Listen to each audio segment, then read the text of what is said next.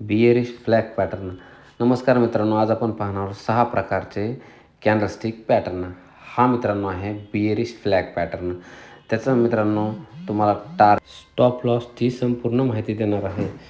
दुसरा आहे मित्रांनो, हा आहे डिसेंडिंग ट्रायंगल पॅटर्न. मित्रांनो ह्याच्यामध्ये सपोर्ट, रेजिस्टन्स, स्टॉप लॉस आणि टार्गेट याची संपूर्ण माहिती दिली आहे. मित्रांनो बघा, स्टॉप लॉस दिल्यानंतर एंट्री शॉर्ट घ्या आणि टार्गेट कंप्लीट करा.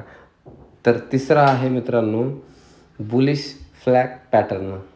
त्याचा मित्रांनो support line, resistance line, entry घ्या, एंट्री आहे आणि त्याच्यानंतर त्याचा target, entry long, stop loss आणि टार्गेट आहे मित्रांनो. आणि चौथा आहे मित्रांनो expanding triangle pattern. Expanding triangle पॅटर्नमध्ये स्टॉप लॉस, रेजिस्टन्स, एंट्री हे संपूर्ण याची माहिती दिलेली आहे मित्रांनो. आणि पाचवा आहे मित्रांनो bearish head and shoulder pattern. आता बियरिश हेड अँड शोल्डर पॅटर्नमध्ये मित्रांनो तुम्हाला resistance, support line, bearish head and shoulder पॅटर्नमध्ये मित्रांनो तुम्ही खूप चांगलं टार्गेट अचीव करू शकता.